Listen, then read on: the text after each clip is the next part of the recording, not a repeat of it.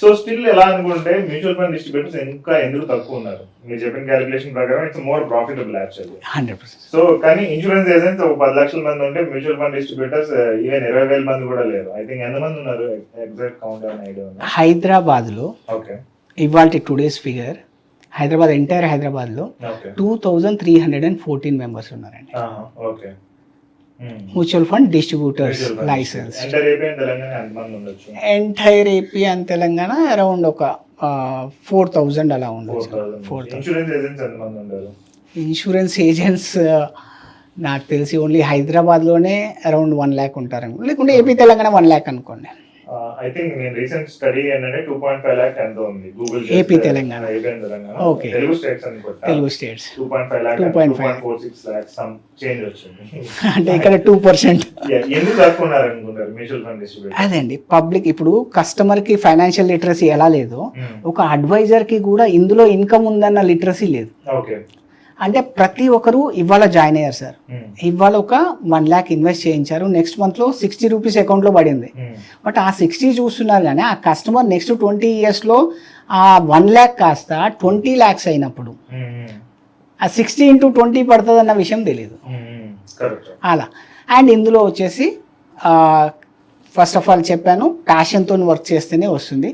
And also insurance agent అంటే like 1 customerతో 1 lakh తీసుకొని వచ్చేస్తే 30,000-40,000 వచ్చేస్తుంది కాబట్టి నెలకి 1 or 2 సేల్స్తో సరిపోతుంది. కానీ ఇందులో ఎవ్రీడే 1 new customerని తీసుకురావాలండి. అప్పుడు మాత్రమే వీళ్ళకి రెగ్యులర్గా కస్టమర్స్ యాక్చువల్లీ ఇందులో ఏంటంటే సార్ ఇంకొకటి ఎవరైతే ఆల్రెడీ లాస్ట్ 5 years 10 years నుండి వర్క్ చేస్తున్నారో వాళ్ళకి ఇవాళ టైం ఉండదండి వాళ్ళ కస్టమర్కి సర్వీస్ అంటే న్యూ కస్టమర్కి సర్వీస్ చేయడం కోసం. అంటే అన్ని రిఫరెన్స్లు ఈజీగా వచ్చేస్తాయి. అయితే ఎవరైనా ఈ ఫస్ట్ 1-2-3 years చూస్తారు, ఇక్కడ వచ్చే ఇన్కమ్ వాళ్ళకి సరిపోదు, అందుకని చెప్పేసి ఇక్కడ ఎక్కువ టైం పెట్టట్లేరు.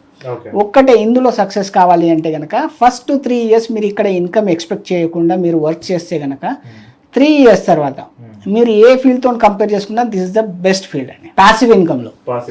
పాసివ్ ఇన్కమ్ నేను సింపుల్ క్యాలిక్యులేషన్ చెప్తానండి. మీరు ఎస్ఐపి ఐడియా ఉంది కదా, ఎస్ఐపి ప్రతి ఒక్కరు ఈ మధ్యలో మ్యూచువల్ ఫండ్స్ అంటే ఏంటో తెలియదు కానీ ఎస్ఐపి కడతాను అని అంటున్నారు. అంటే ఎస్ఐపి ఇస్ డిఫరెంట్ అని అనుకుంటున్నారు, but SIP is method of investment in mutual fund. ఈ ఎస్ఐపిస్ ప్రతి ఒక్క కస్టమర్కి లైఫ్లో గోల్స్ ఉంటాయి, గోల్ కోసం ఒక ఎస్ఐపి చేయాలి. అండ్ ఇండియాలో కొన్ని సర్వేస్ ప్రకారం మనం చూసుకుంటే కనుక రిటైర్మెంట్లో అన్లిమిటెడ్ ఆపర్చునిటీ ఉందండి. అంటే ప్రతి 100 members 65 years ఏజ్ క్రాస్ అయిన వాళ్ళని చెక్ చేసుకుంటే కనుక 100లో ఓన్లీ 7% 7 మాత్రమే రిటైర్మెంట్ తర్వాత వెల్ సెటిల్డ్ ఉన్నారండి ఫైనాన్షియలీ ఫ్రీడమ్ తోటి. రిమైనింగ్ 93%లో 65% of people still they are working for their daily ఖర్చుల కోసం. అండ్ అందులో మిగిలిన వాళ్ళు ఓల్డ్ ఏజ్ హోమ్స్ కానీ ఇలాంటి వాటిల్లో అక్కడ డిపెండెంట్గా ఉంటున్నారు, లేదంటే చిల్డ్రన్స్ మీద ఉంటున్నారు. ఒక్క రిటైర్మెంట్ ప్లానింగ్ ఒకటి కరెక్ట్గా మనం నేర్చుకొని ఒక కస్టమర్కి ఎక్స్ప్లెయిన్ చేస్తే ఒక 40 years వ్యక్తికి రిటైర్మెంట్ ప్లానింగ్ ఇచ్చామనుకోండి, in the worst scenario 10,000 SIP వస్తుంది. మీరు ఇనీషియల్ స్టేజ్లో వచ్చిన వాళ్ళు ఎవరైనా కూడా రిటైర్మెంట్ ప్లానింగ్ బాగా నేర్చుకొని నెలకి 100 మందికి ఎక్స్ప్లెయిన్ చేశారనుకోండి, 100లో ఓన్లీ ఒక 5 members కట్టారనుకోండి, లేదంటే 10 members తీసుకోండి, 1 lakh rupees ఎస్ఐపి మంత్లీ వచ్చేస్తుంది. ఇలా ఈ 1 lakh ఫర్ నెక్స్ట్ 5 years వాళ్ళు వర్క్ చేశారనుకోండి ఎస్ఐపి మీద, next 5 years every month new కస్టమర్స్ని 10 members తీసుకొని వెళ్తే కనుక 5 years తర్వాత ఆయన ప్యాసివ్ ఇన్కమ్ 1 lakh rupees వస్తుందండి. Passive income 1 lakh. ఈ 1 lakh 5 years తర్వాత కొత్త క్లయింట్స్ కోసం పని చేయాల్సిన అవసరం లేదండి. ఈ 1 lakh కాస్త ఒక 5 years తర్వాత అంటే 10th yearలో 1 lakh కాస్త ఆటోమేటిక్గా 5 to 6 lakhs అయిపోతుంది. ఓన్లీ మనం చేయాల్సిందల్లా పాత ఎగ్జిస్టింగ్ కస్టమర్స్కి సర్వీస్, అవి కూడా అన్ని కూడా ఆన్లైన్లోనే అయిపోతాయి, మనం వాళ్ళతో టచ్లో ఉంటే చాలండి. ఇప్పుడు జనరల్ గా మ్యూచువల్ ఫండ్ డిస్ట్రిబ్యూటర్ అవ్వాలంటే ఎగ్జామ్ రాయాలన్నారు, అండ్ ఆ రిలేటెడ్ ఇప్పుడు మీ కంపెనీ ఏమన్నా సపోర్ట్ ఇస్తుంది? 100% అండి. ప్రుడెంట్ కార్పొరేట్ కంపెనీ గురించి చెప్పాలంటే కనుక వీఆర్ మేనేజింగ్ రఫ్లీ 1.5 lakh crores నియర్ బై. 1,50,000 కోట్లు మేము మేనేజ్ చేస్తున్నాము and we're a listed company అండి. ఓకే, ఎంటర్ ఇండియాలో కంపెనీ ఇది Prudent అనేది. యా ఎంటర్ ఇండియాలో 130+ బ్రాంచెస్ ఉన్నాయి. ఓకే. అండ్ మాది మెయిన్ వర్క్ ఏంటి అంటే కనుక మ్యూచువల్ ఫండ్ ఇండస్ట్రీ. యాక్చువల్లీ నేను ఎలా అయితే ఈక్విటీని నమ్మి అండ్ మ్యూచువల్ ఫండ్ అంటే నచ్చి ఎలా వర్క్ చేస్తున్నానో మా కంపెనీ ఎండి సంజయ్ షా కూడా ఆయన మ్యూచువల్ ఫండ్ అంటే ప్యాషన్ అనమాట. ప్యాషన్ కోసం వర్క్ చేస్తారు. కాబట్టి ఆయన 2000 ఇయర్లో కంపెనీ స్టార్ట్ చేశారు. రీసెంట్గా 25 ఇయర్స్ కంప్లీట్ చేసుకున్నాము. మా మెయిన్ వర్క్ ఏంటంటే సార్ మ్యూచువల్ ఫండ్ ఇండస్ట్రీ ఎవరైతే వర్క్ చేయాలనుకుంటున్నారో వాళ్ళకి కంప్లీట్ 360 డిగ్రీస్ సపోర్ట్ ఇస్తామండి. వాళ్ళు వన్స్ మా దగ్గరికి వచ్చినప్పుడు వాళ్ళ ఎగ్జామ్ ఎలా అప్లై చేయాలి అండ్ ఎగ్జామ్ కావాల్సిన ట్రైనింగ్ ఫ్రీ ఆఫ్ కాస్ట్గా ఇస్తాం. ట్రైనింగ్ అయిపోయిన తర్వాత ఎగ్జామ్ రాసిన తర్వాత పాస్ అయిన తర్వాత నెక్స్ట్ ఏఆర్ఎన్ ఎలా అప్లై చేయాలి, ఏఆర్ఎన్ అప్లై చేసిన తర్వాత ఇమీడియట్గా బిజినెస్ రాదు కదండి, ఆ బిజినెస్కి కావాల్సిన కంప్లీట్ ట్రైనింగ్ మేమే ఇస్తామండి. వన్స్ ట్రైనింగ్ అయిపోయిన తర్వాత క్లయింట్స్ని తెచ్చుకోవాలంటే సార్ మార్కెటింగ్ సపోర్ట్ కావాలి, ఆ మార్కెటింగ్ సపోర్ట్ కూడా ఇస్తాం సార్. దాని తర్వాత టెక్నాలజీ కావాలి, క్లయింట్ ఆన్బోర్డింగ్. యాక్చువల్లీ ఒక 10 ఇయర్స్ బ్యాక్ చూసుకుంటే కనుక ఒక మ్యూచువల్ ఫండ్లో ఇన్వెస్ట్ చేయాలి అంటే కనుక ఒక ఫిజికల్ అప్లికేషన్, చెక్, కేవైసీ ఇవన్నీ ఫిజికల్గా వచ్చేది. కానీ ఇవాళ ప్రుడెంట్ ఒక సిస్టమ్ తయారు చేసిందండి. విత్ ఇన్ 10 minutesలో వితౌట్ ఎనీ డాక్యుమెంట్ కస్టమర్ని ఆన్బోర్డ్ చేయొచ్చండి, ఇన్వెస్ట్ చేయించవచ్చు. ఈ టెక్నాలజికల్ సపోర్ట్ అనేది ప్రుడెంట్ ఇస్తుంది. అండ్ ఒక డిస్ట్రిబ్యూటర్ లైక్ మ్యూచువల్ ఫండ్ డిస్ట్రిబ్యూటర్లోకి రావాలనుకున్న వాళ్ళకి 360 డిగ్రీస్ సపోర్ట్ విత్ ఇన్ 3 ఇయర్స్లో వాళ్ళు ఒక టాప్లో ఉండేటట్టు చూస్తాం. And as on today 35,000 mutual fund distributors. Okay, enter India. ఆయన ఇండియా నెంబర్స్ మాట్లాడుతున్నారు, మనం ఫస్ట్ లో మాట్లాడింది ఏపీ అండ్ తెలంగాణ. సార్ నా అండర్లో కూడా అరౌండ్ 1,500 మ్యూచువల్ ఫండ్ డిస్ట్రిబ్యూటర్స్ ఉన్నారు. గ్రేట్. Okay, nice. సో ఈ మ్యూచువల్ ఫండ్ డిస్ట్రిబ్యూషన్ రిలేటెడ్ మనం చూసుకుంటే చాలా మంది జాయిన్ అవుతూ ఉంటారు, మధ్యలో మళ్ళీ ఆగిపోతూ ఉంటారు, మళ్ళీ రీస్టార్ట్ చేస్తూ ఉంటారు. ఎందుకని అలా జరుగుతుంది అంటారు? ఎందుకు కంటిన్యూషన్ ఉండాలి? డిస్ట్రిబ్యూటర్స్ అంటున్నారా? డిస్ట్రిబ్యూటర్స్ ఒకటి అండి, వాళ్ళకి ఫస్ట్ ఆఫ్ ఆల్ సబ్జెక్ట్ లేకపోవడం. ఫస్ట్ ఆఫ్ ఆల్ దీంట్లో అసలు ఇన్ అండ్ అవుట్ అన్ని నేర్చుకోవాలి. Subject is more important. ఎందుకంటే ఒక కస్టమర్ దగ్గర కూర్చున్నప్పుడు ఆయనకి కరెక్ట్ ప్రోడక్ట్ ఇవ్వలేదు అనుకోండి, కస్టమర్కి ఒక బ్యాడ్ ఎఫెక్ట్ అనేది వస్తుంది, అంటే ఇంపాక్ట్ వస్తుంది మ్యూచువల్ ఫండ్ మీద. వాళ్ళు సరిగ్గా నేర్చుకోక వాళ్ళకి ఏది తెలిస్తే అది చెప్పేసి కస్టమర్ అంటే లైక్ 2008లో ఒకసారి మార్కెట్ క్రాష్ వచ్చింది, 2002లో అంతకుముందు వచ్చింది, అండ్ 2008 తర్వాత 9 to 14 వరకు మార్కెట్లో కాంపౌండింగ్ రిటర్న్ వాజ్ ఫ్లాట్ అండి. ఇలాంటి టైంలో వీళ్ళు ఏంటంటే వాళ్ళకి సబ్జెక్ట్ లేక కస్టమర్ని హ్యాండిల్ చేయలేక బయటకు వెళ్ళడం జరిగింది చాలామంది. అండ్ లాస్ట్ 5 years చూసుకుంటే 2020 కరోనా తర్వాత ప్రతి ఒక్క ఇన్వెస్టర్కి రిటర్న్స్ వచ్చాయి. అయితే అడ్వైజర్కి కావాల్సింది ఏంటి అంటే కనుక ఫుల్ సబ్జెక్ట్ అంటే లైక్ ఇన్సూరెన్స్ అనుకోండి, ఒక ప్లాన్ బాగా చదువుకుంటే అదే ప్లాన్ అందరికి రిపీట్ చేయొచ్చు.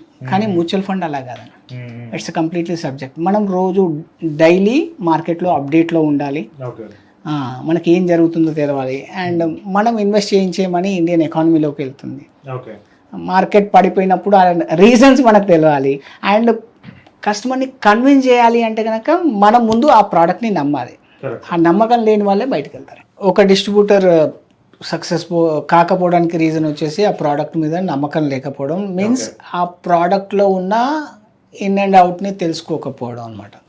మ్యూచువల్ ఫండ్స్లో వచ్చేసి జనరల్గా మార్కెట్ ఎప్పుడైనా క్రాష్ అయినప్పుడు పబ్లిక్ అంటే భయపడతారు, ప్యానిక్ అయిపోయి సెల్ చేసుకుంటారు. కానీ ఒక డిస్ట్రిబ్యూటర్ ఏం చేయాలి అంటే కనుక మార్కెట్లో యూనిట్స్ తక్కువ రేట్కి దొరికినప్పుడు ఇంకా ఎక్కువ ఇన్వెస్ట్ చేయించాలన్నమాట.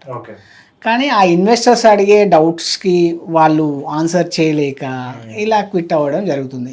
అండ్ ఇంకోటి ఫస్ట్ చెప్పిన రీజన్, ఇన్కమ్స్ స్టార్టింగ్లో తక్కువ ఉంటాయి.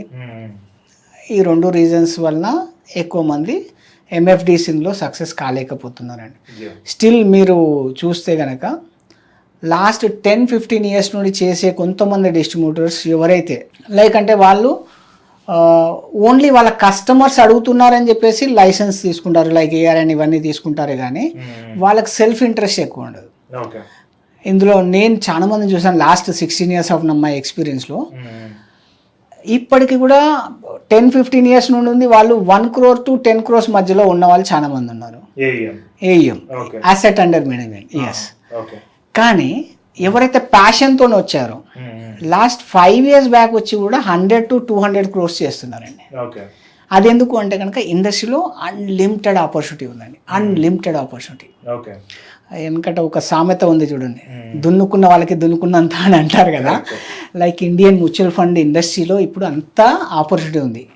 ఎందుకంటే ఇవాళ మనం చూసుకుంటే కనుక ఇండియాలో అరౌండ్ 150 crores పబ్లిక్ ఉన్నారు కదండి. మ్యూచువల్ ఫండ్స్లో ఎంతమంది ఇన్వెస్ట్ చేసి ఉంటారండి? నాకు తెలిసి చాలా తక్కువ మంది ఉండాలి, ఎంతమంది అనేది ఐడియా లేదు. ఓకే సార్, రీసెంట్గా 5 crore మార్క్ని రీచ్ అయ్యామండి unique investors. Unique investors 5 crore అంటే which is less than 4%. Correct. అంటే ఇండియాలో 4% పబ్లిక్ మాత్రమే ఇందులో ఇన్వెస్ట్ చేస్తున్నారు. కరెక్ట్. అండ్ ఈ 4% కాస్త కనీసం 10%కి వెళ్ళడానికి కూడా నెక్స్ట్ 5 to 10 years టైం పడితే ఎంత ఆపర్చునిటీ ఇప్పుడు ఉన్న వాళ్ళకి ఉంటుందో చూడండి. కరెక్ట్. అండ్ ఇంకోటి మీరు చెక్ చేసుకుంటే లైక్ డెవలప్డ్ ఎకానమీస్ ఎలా వర్క్ చేసాయో చూసుకుంటే కనుక ఇవాళ ఇండియా ఎక్కడైతే ఉందో 70 లక్షల కోట్లలో, యుఎస్ఏ 1985 to 1990 మధ్యలో ఉందండి. అంటే ఆల్మోస్ట్ మనం దాదాపు 40 years బ్యాక్లో ఉన్నట్టు ఇన్ మ్యూచువల్ ఫండ్. అండ్ యుఎస్లో ఇవాళ ప్రతి 100 రూపాయల్లో 70 రూపాయల ఇన్వెస్ట్మెంట్ మ్యూచువల్ ఫండ్లోకి వెళ్తుంది. బట్ ఇండియాలో హార్డ్లీ 3 rupees వస్తుందండి. చాలా గ్యాప్ ఉంది. అండ్ ఇక్కడ ఇండైరెక్ట్ ప్రోడక్ట్ ఈక్విటీ కాబట్టి ఈక్విటీలోకి మ్యూచువల్ ఫండ్లోకి వచ్చిన మనీ ఇందులోకి వస్తుందని even government also focusing on mutual funds. And మీరు మన మోడీ గారి లాస్ట్ టైం చూసి ఉంటే స్పీచ్ అమృత్ కాల్ అంటే 2047 వరకు ఎక్కడ ఎలా ఉండబోతుంది అని చూసుకుంటే కనుక మన ఇండియా జీడిపి ఇవాళ వచ్చేసి $3.9 trillion అండి. యుఎస్ జీడిపి వచ్చేసి $30 trillion.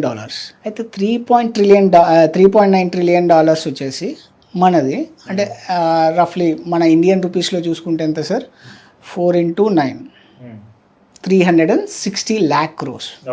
ఇది 2047 వరకల్లా ఇండియన్ జీడిపి అనేది 2400 crores వెళ్తుందండి.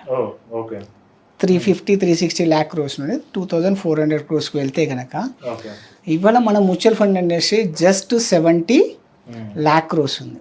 మనకు ఒక రేషియో ఉంటుందండి, AUM to జీడిపి రేషియో అని ఉంటుంది. మనం వచ్చేసి లెస్ దెన్ 20%లో ఉన్నాము మన జీడిపితో కంపేర్ చేసుకుంటే. వేరే ఇవాళ యుఎస్ఏ చూసుకుంటే వాళ్ళ AUM to GDP ratio is 125% అండి. అంటే వాళ్ళ $30 trillion అంటే విచ్ ఈస్ ఇండియన్ రూపీస్లో చూసుకుంటే 30 into 90 2700 lakh crores ఆఫ్ జీడిపికి 125% మ్యూచువల్ ఫండ్ ఇండస్ట్రీ ఉంది. అయితే వాళ్ళు అక్కడున్న ప్లేస్ని మనం 2047 వరకల్లా రీచ్ కావచ్చు అండి. వాళ్ళు ఇవాళ ఎక్కడ వాళ్ళైతే ఉన్నారో అంటే మనం 40 years వాళ్ళకి బ్యాక్లో ఉన్నాము, కానీ మనం రీచ్ కావడానికి 20 yearsలోనే వాళ్ళ టుడే ప్లేస్కి మనం రీచ్ కాగలుగుతాం. ఈ రీచ్ అయ్యే టైంలో ఎంతమంది ఇండస్ట్రీలో ఉంటారో ప్యాషన్తో వర్క్ చేస్తారో వాళ్ళందరూ కూడా మంచిగా సెటిల్ అవుతారు సార్.